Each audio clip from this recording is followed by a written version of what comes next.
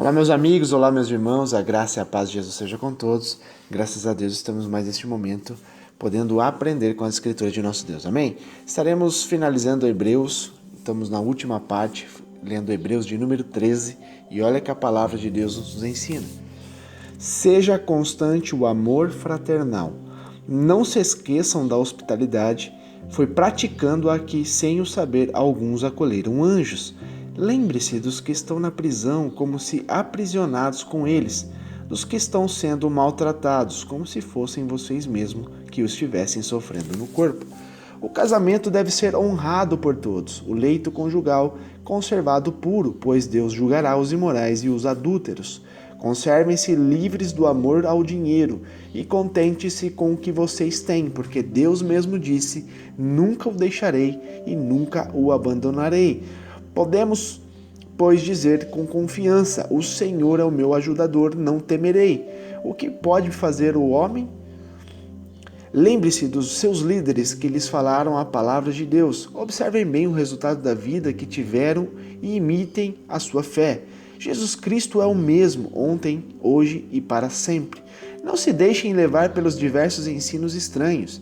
É bom que o nosso coração seja fortalecido pela graça e não por alimentos cerimoniais, os quais não têm valor para aqueles que os comem. Nós temos um altar do qual não tem direito de comer os que ministram do tabernáculo. O sumo sacerdote leva sangue de animais até o Santo dos Santos, como oferta pelo pecado, mas os corpos dos animais são queimados fora do acampamento. Assim Jesus também sofreu fora das portas da cidade, para santificar o povo por meio do seu próprio sangue. Portanto, saiamos até ele, fora do acampamento, suportando a desonra que ele suportou. Pois não temos aqui nenhuma cidade permanente, mas buscamos o que há de vir. Por meio de Jesus, portanto, ofereçamos continuamente a Deus um sacrifício de louvor, que é fruto de lábios que confessam seu nome. Não se esqueçam de fazer o bem e de repartir com os outros o que você tem, pois de tais sacrifícios Deus se agrada. Obedeçam os seus líderes e submetam-se à autoridade deles. Eles cuidam de vocês como quem devem prestar contas. Obedeçam-lhes para que o trabalho deles seja uma alegria e não um peso, pois isso não seria proveitoso para vocês.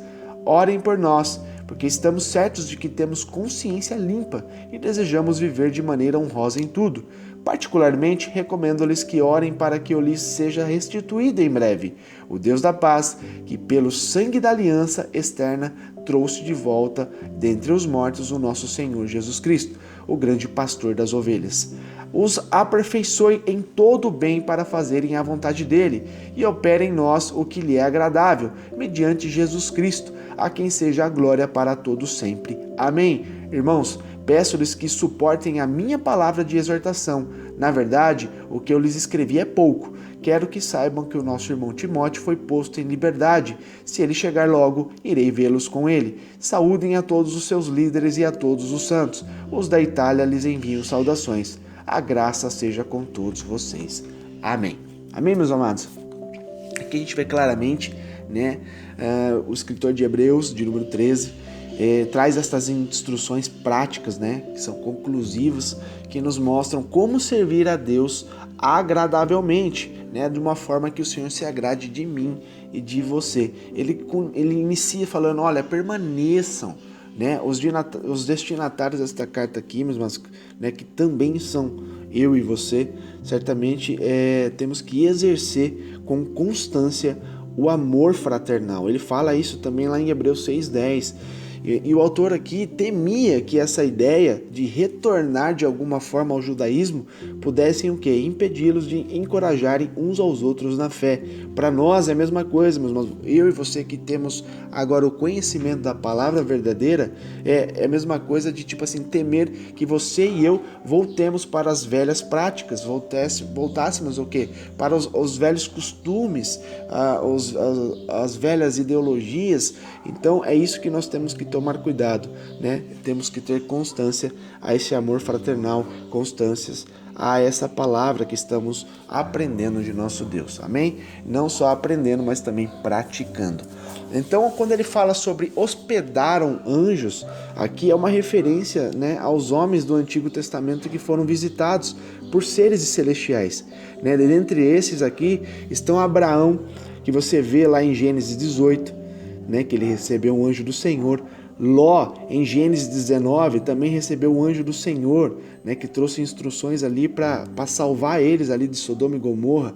Gideão, a gente vê lá em Juízes 6, que o anjo do Senhor veio até Gideão, né, fortalecendo ele, falando que ele ia vencer, mesmo ele achando que ele era fraco, mas o anjo instruiu ali para que ele fosse vencedor, né? Lá em Juízes 13, também, a Manoá, né, que ali eram os pais de Sansão, quando o anjo do Senhor se apresentou a essa família, né, falando que viria um menino, que Deus daria ali um filho àquela mulher que era estéril, e ela ali passaria a cuidar de um menino que traria juízo também àquele povo, né? E é algo muito incrível que eu estava lendo aqui em Juízes 13, que tem um certo momento que ali conversando com o anjo, eles perguntam qual é o nome do anjo, né? Para que eles pudessem prestar homenagem, né, quando se cumprir a tua palavra. E o anjo respondeu: por que vocês querem saber meu nome? Meu nome está além do entendimento. Quer dizer, não é para ficar levantando altar ao meu nome, né? Louve somente a Deus, somente ao Senhor. Então é muito incrível, meus amados. Assim, às vezes o homem, qualquer coisa que acontece de miraculoso, ele quer assim adorar, né? E a gente vê que isso é um grande problema, porque a adoração, meus amados, nós devemos dar somente ao Senhor, somente a Deus, o Deus Altíssimo, amém? Por mais que o próprio Deus enviava o teu anjo, né, ali essas pessoas, se apresentando essas pessoas para trazer um direcionamento, uma visão, eles logo já queriam fazer adoração, né? A gente já viu que homens queriam adorar a anjo, e anjo chamava a atenção, né, dessas pessoas, falando: ei, eu não mereço adoração, você tem que adorar a Deus, entendeu? Não a mim, né? Eu sou um servo do Senhor. Então, meus amados, aqui a ideia é de que quando eu e você praticamos a hospitalidade, a gente pode estar recebendo o quê? Um apóstolo, né? Um profeta, um mensageiro de Deus, sem mesmo perceber, né, que ali ele está sendo induzido pelo Espírito Santo de Deus para cumprir algo. Então sejamos hospitaleiros, né? Para a gente hospitalizar as pessoas, ajudar as pessoas, isso é muito gratificante, isso é muito honroso, amém? Então ele começa a falar aqui: lembrai-vos dos presos, que provavelmente ele está se referindo ao quê? Os perseguidos por causa da fé, né? Os destinatários dessa carta, eles deveriam também se lembrar dos enfermos e de todos aqueles que estivessem sofrendo na carne. É isso que ele está dizendo, que no corpo, que não é uma referência ao corpo de Cristo, mas sim ao corpo físico das pessoas. Eles deveriam ter em conta, né? Sempre serem também vulneráveis a perseguições e sofrimentos similares. É isso que ele está dizendo. E depois ele fala também sobre o matrimônio, né, que nós devemos, meus amados, honrar o nosso matrimônio, né? Temos que ser justos, temos que ser santos, né, sem máculas. Então, meus amados, quando você tem a tua esposa, você tem o teu marido, honre, sabe? Não só de palavras, mas de atitude também, né? Nunca permita, meus amados, que o adultério adentre, né, no casamento, no matrimônio, dentro da tua casa. Isso em sentido literal, amém? Não permita, meus amados, que sejam adulterados, amém? Pela palavra de Deus, que tem que ser imutável nas nossas vidas. Então, você sabe o que é certo, você sabe o que é errado, não permita ser enganado, né, pela vaidade, ser enganado pela vontade carnal. Mantenha o casamento, mantenha o matrimônio, né, imaculado. Amém, meus amados? Mantenha assim de uma forma santa, para que Deus se agrade de vocês, para que não venha juízo. Porque, meus amados, tudo que a gente planta, a gente colhe. Então, às vezes a gente está enganando, né, a nós mesmos, pensando que estamos escondendo de alguém. Mas a gente tem que entender que existe um Deus que nada se esconde dele. E tudo que a gente faz, tudo que a gente omite, tudo que a gente, né, tenta esconder, logo será exposto. E nós receberemos ali o pagamento disso que a gente está fazendo. Então, meus amados, seja justo, seja sincero. Amém?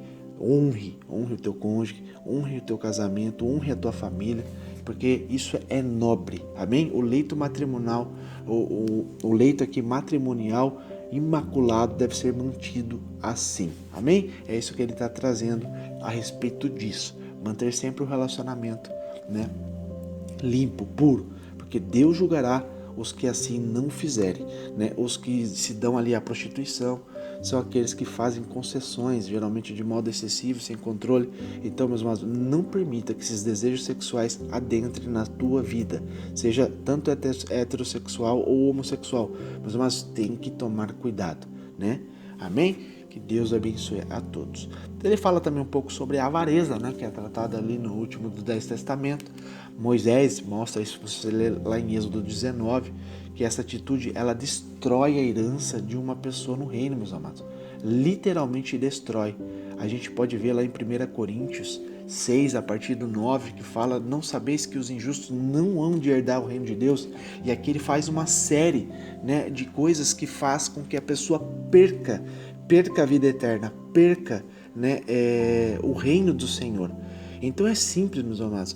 Ele fala assim: olha, não erreis, os devassos não vão herdar o reino dos céus, os idólatras não vão reinar com Cristo, não vão herdar os céus. Então, idolatria, meus amados, é tudo que você coloca a tua fé que não seja Deus, seja lá o que for. Se você ama muito o seu dinheiro, você está idolatrando dinheiro. Se você ama muito o teu filho, assim, a ponto de colocar ele como uma adoração, sabe? Aqueles ficam, oh meu Deus, você está idolatrando o filho, isso é pecado também. Idolatrar cachorro, idolatrar o que for, meus amados. Tem muito tipo de idólatras, né? Então aqui a gente tem que tomar muito cuidado, né? Os adúlteros, pessoas que adulteram, né? No casamento, né? No reino de Deus, qualquer tipo de adultério, meus amados, isso também faz com que a pessoa fique fora do reino do Senhor. Os efeminados aqui também é a mesma coisa, então fala sobre o homossexualismo, também não vai herdar o reino de Deus. Sodomitas, ladrões, avarentos, bêbado, mas eu só tomo um pouquinho só, fico no bar ali, curto um pouquinho, se Jesus vir naquele momento, tu vai para o inferno. A palavra é clara, né? Nem os maldizentes, nem os roubadores herdarão o reino de Deus. Então é uma palavra, meus amados, que não tem meio termo, né? Assim, de vez em quando eu faço um pouco isso, mas depois eu peço perdão e tá tudo certo. Se o Senhor vir para você neste momento e você estiver cometendo alguma dessas coisas, tu vai ficar de fora. Amém? Então é algo que nós temos que ter cuidado. Em nome de Jesus, sejamos prudentes. Amém? Então a gente vai vendo, meus irmãos, quando ele fala que, olha, não te deixarei, nem te desampararei. Essa citação é uma das mais enfáticas ali, declaração do Novo Testamento, que no grego há duas negativas duplas, ou seja, traduzido, equivaleria aqui a nunca, jamais te deixarei. Jesus usa o mesmo tipo de locução enfática para expressar, por exemplo, a certeza de vida eterna para o crente, para o cristão. A gente vê isso daí, meus amados, lá em João 10, 28, que ele fala, olha, eu lhes dou a vida eterna e elas jamais perecerão, ninguém as poderá arrancar da minha mão. Arrancar o que da mão? A vida, meus amados. Jesus é o caminho à vida, Jesus é a verdade, Jesus é todas as coisas, amém? Ele é o único que pode dar a vida a mim e a você. Graças a Deus por isso. Amém? Ele fala também uma relação aqui sobre os vossos pastores, né? Que também traduzido por vossos guias, né? Aqui se traz a referência, provavelmente ali, a líderes cristãos que já haviam morrido, né? Que serviam como exemplos, né? A mesma coisa que a gente vê Paulo falando, olha, sejam meus imitadores como eu sou de Cristo. Pessoas que deixaram um legado, né? Através da palavra de Deus, pessoas que realmente foram conduzidas pelo Espírito Santo de Deus, foram leais, fiéis, que podem ser pessoas exemplares para que nós tenhamos, né, tirar muito proveito de modo de conduta, modo de viver, amém? Talvez fosse ali aqueles que primeiro falaram a palavra de Deus para os leitores de Hebreus. A maneira de viver dos santos, meus irmãos, a quem tenhamos conhecido, nos inspira a sermos persistentes na fé. Amém? E o versículo 17 aqui, adiante, ele irá falar sobre o respeito aos líderes atuais. Hoje sobre o meu pastor, o teu pastor, amém? Aquela pessoa que te conduz, que ora por você, que traz o alimento na tua igreja, amém? Pessoa que é instruída pelo Espírito Santo de Deus. Glórias a Deus por isso. Então, quando ele fala sobre o mesmo, a natureza imutável do Filho, que é mencionada ali no início do livro, né? Ontem, hoje e eternamente. Então, ontem Cristo deu a sua graça a todos, né? Todos aqueles que confiaram nele. Hoje, e eternamente, a graça de Cristo continua, agora e permanentemente disponível para todos que nele crê. Ou seja, meus irmãos, a graça de Deus está disponível para mim e para você, ainda está disponível, amém? Então, meus amados, ontem foi o momento que Cristo deu a sua vida e liberou essa aliança para todos aqueles que confiam, que crêem e entregam a sua vida a Ele.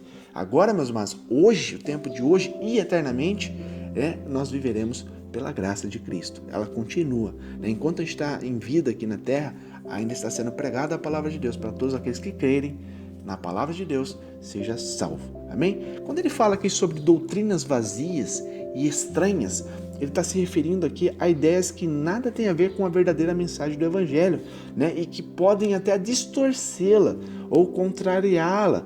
A gente vê, meus irmãos, por exemplo, que são muitas das ideias que o autor de Hebreus apresenta e confronta no livro, originalmente judaicas, relacionadas ao quê? Sobretudo às práticas rituais, sacrifícios e diversas leis que classificavam o que era limpo e o que era imundo. Então, meus amados, doutrinas vazias, nós temos que tomar cuidado, Tudo aquilo que é acréscimo de homem que não foi orientado pelo Espírito Santo de Deus, pessoas que fazem ritos com a palavra de Deus. Olha, se você não fazer isso, você não alcança Deus. Olha, você tem que ficar aqui caminhando no monte de joelho para você encontrar a graça de Deus. Não, isso daí é tudo ritual, A palavra de Deus não diz nada disso. São homens que distorcem elas, que contraria a própria palavra de Deus. Então nós temos que ter essa ideia, meus amados, que a palavra de Deus ela é imutável, não tem acréscimo nessas coisas, entendeu? É simples e claro, você leu, entendeu, compreendeu, pratica isso. Amém? Então a palavra aqui altar, que é usada também de forma figurada em relação ao sacrifício de Cristo, lá no dia da expiação, o sumo sacerdote ele não tinha o direito de comer o animal sacrificado. Por quê? Porque havia expiado os pecados do povo. Em vez disso, o holocausto ele era queimado fora do arraial. O crente tem o sacrifício já realizado em Jesus Cristo. Ele expiou os pecados da humanidade, meus amados, com a sua morte na cruz. Então, diferentemente dos sacerdotes do Antigo Testamento, os crentes, agora eu e você, recebem o seu alimento de Cristo de maneira que é simbólica, ao crer nele. Lá em João 6, a partir do 41, você lê sobre isso, onde ele dizia assim, olha, murmuravam, pois dele os judeus, porque o Senhor Jesus disse, eu sou o pão vivo que desceu do céu.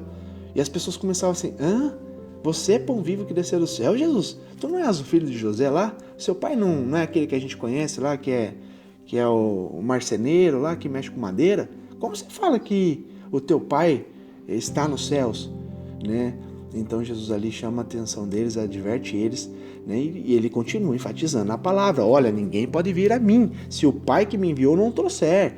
Eu o ressuscitarei no último dia. Está escrito nos profetas e serão todos ensinados por Deus. Portanto, todo aquele que do Pai ouvir e aprender, vem a mim. E ele vai trazendo, eu sou o pão da vida.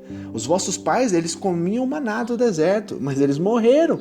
Agora, este é o pão que desce do céu, para que o que dele comer não morra. E ele enfatiza, eu sou o pão vivo que desceu do céu. Se alguém comer deste pão, viverá para sempre. E o pão que eu der é a minha carne, que eu darei pela vida do mundo. Amém? Então, meus irmãos, é muito profundo.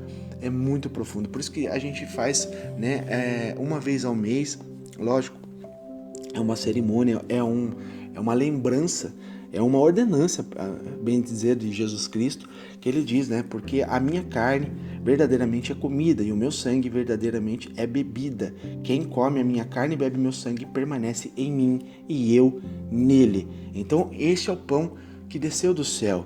Então, ele está dizendo aqui, mas quando a gente faz a ceia, em cerimônia daquilo que Cristo deixou por ordem da gente fazer ali com o suco da uva e com o pão. Amém, meus amados? Então, graças a Deus por isso. É maravilhoso a gente servir ao Senhor com todo o nosso coração. Graças a Deus por isso.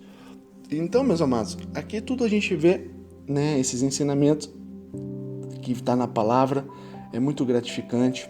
O propósito dessa bênção aqui é que Deus nos pode aperfeiçoar, não a perfeição que o autor declara antes, como resultado do sacrifício único de Cristo. Cristo é perfeito, ele fez tudo perfeito, amém? Não, ele nos envolve, o Senhor nos envolve a santificação do remido através de Cristo. E a palavra para aperfeiçoar aqui que Hebreus está escrevendo, dá mais a ideia do que de preparar ou equipar uma pessoa para uma tarefa. Eu e você estamos sendo preparados, estamos sendo lapidados, né? E é necessário a gente se equipar-se com a palavra de Deus para que se possa fazer toda a boa obra e fazer com excelência. Amém? Então não murmure, não resmungue do processo que tu está passando, porque tem propósito. Amém? Só entenda que você tem que desfrutar do melhor que você está passando, mesmo sendo coisas negativas, porque é no negativo que Deus faz sair o positivo. Amém? Deus vai de contramão, meus amados. Entenda uma coisa, se tiver tudo muito bem na tua vida, tu não vai aprender nada, né? Porque pouco se lembra de Deus quando tudo está muito bem.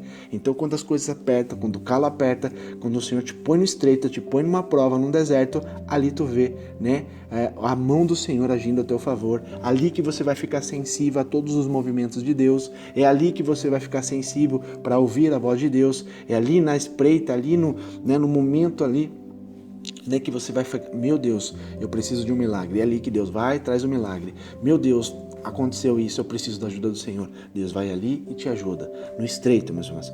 E lógico, não é só de viver estreito, o Senhor também vai te dar momentos de largueza. Amém? Que Deus te abençoe com isso. Então a palavra, meus amados, dessa exortação aqui se refere à própria epístola, né? É uma exortação de encerramento dos leitores para que não se afastem do Deus vivo. Tudo que a gente está aprendendo, meus amados, com as escrituras é para nunca mesmo eu e você se afastar do Deus vivo, é o Deus único, né? Mas que a gente possa sim alcançar a maturidade, para que a gente permaneça na fé, meus amados, até o fim, né? Até o fim. Nós seremos justificados mediante a fé em Cristo Jesus. Então, meus amados, para se cumprir o que está em Apocalipse 3:21, né? Ao vencedor darei o direito de sentar-se comigo em meu trono, assim como eu também venci e sentei-me com meu Pai no seu trono. Amém? Glórias a Deus por isso, você é mais que vencedor, permaneça